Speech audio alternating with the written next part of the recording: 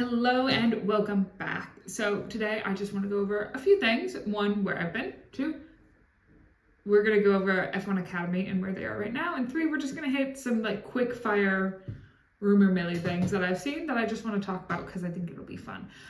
First off, where I've just been on holiday. I'll be honest, I couldn't think of anything good to post.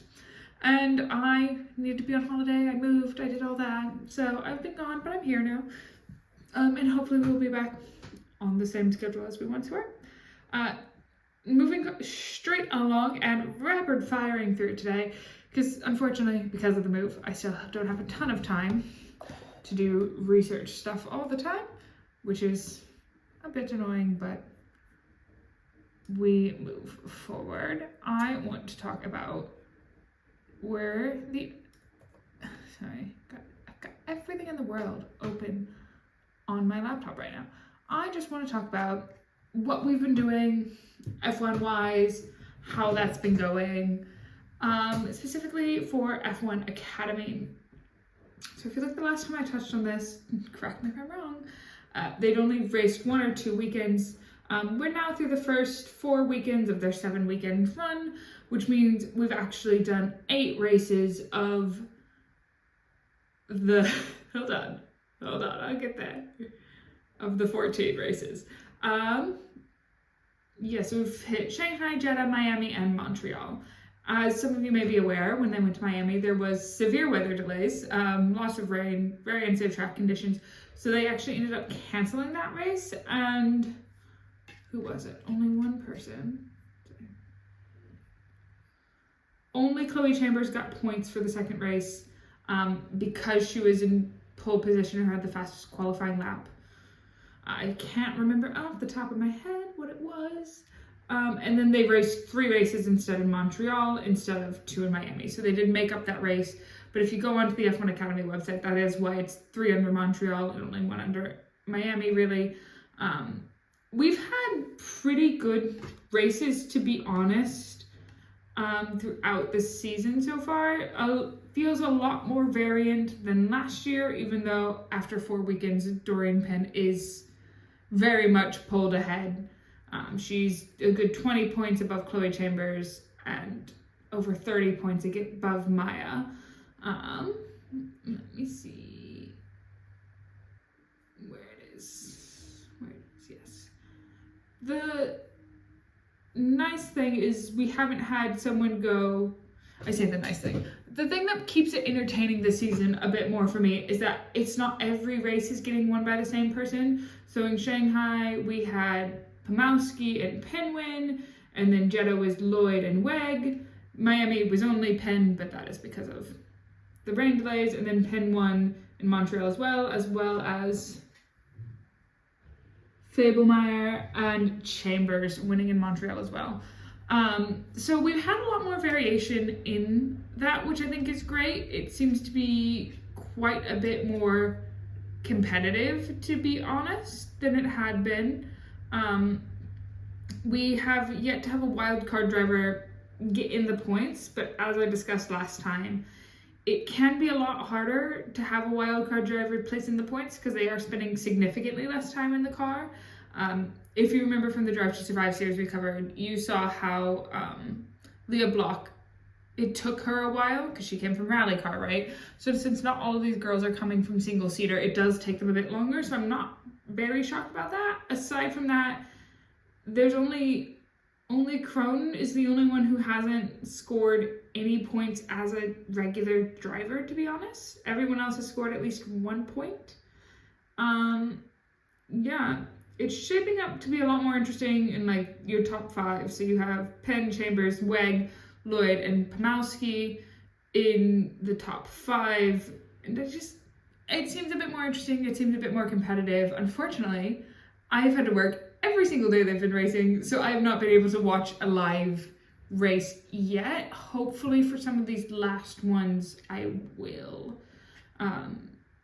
The girls will go back on track in Zandvoort on August 29th to the 31st, and then they'll be in Singapore the 3rd to 5th of October, and then they'll round out their year at Las Vegas again from the 20th to 22nd of November. So that should be pretty fun.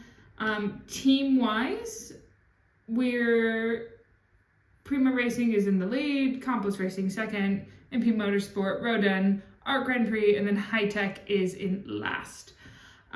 Which isn't, again, very surprising, as High Tech is the team that was added this year, so it makes sense it might take them a learning curve year. Comparative. That's pretty much all the really big news I have. They've been doing some testing at Zandvoort, nothing insane. It's just kind of another season for them. They seem to be doing well. Hopefully their audience numbers are getting higher. I, again, haven't had the time to look into it, but I might do a breakdown into that eventually. So moving on to the third section of this video, I just want to touch briefly on some rumors I have heard via F1, and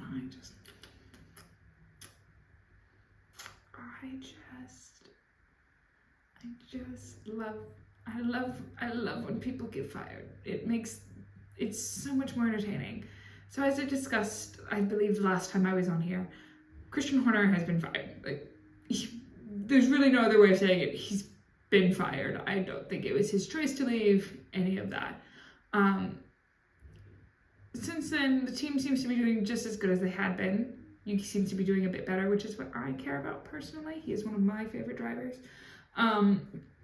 But yeah, the bigger rumors at the minute are Max Verstappen might be moving to Mercedes, which seems to not be true, because I think we've passed the clause time in his contract that he can break from his contract before the next season, something like that. But there is a lot of talk about what George is going to do, if George is going to stay at Mercedes. It'll be interesting to see if he does or doesn't. I know his contract is up at the end of the year, but it does seem like Mercedes has been showing preference towards Kimi in a lot of their tactics and the way they're running the team. Ferrari is absolutely fumbling it every weekend still. And Charles is also very upset with Ferrari, which begs the question of, is he, when his contract is up, also going to leave Ferrari? Because there is a not zero chance that he would probably consider it if the right team asked. So that is also interesting. I haven't heard much from Lewis that I've seen, but I know he hasn't been doing fabulous, which again makes me think he might just be racing with Ferrari to then retire. Because what's better than saying you retired while you were at Ferrari? You know, like, that is kind of a bigger one to get to say you retired from. The other big kind of like drama rumor that's been going on is the Lando Oscar situation, where some sites are claiming British favoritism towards Lando, and it seems like Oscar's a bit upset in some instances, saying in the way he talks on the radio and stuff about strategy and why are they doing this for one person but not the other. And some of it comes down to this last weekend when they were racing, if I remember right, again, I was working during this, I don't know the exact specifics, is Lando's tire or something happened, he had to pit earlier than normal, and they gave him an advantage in the strategy. It's that does happen.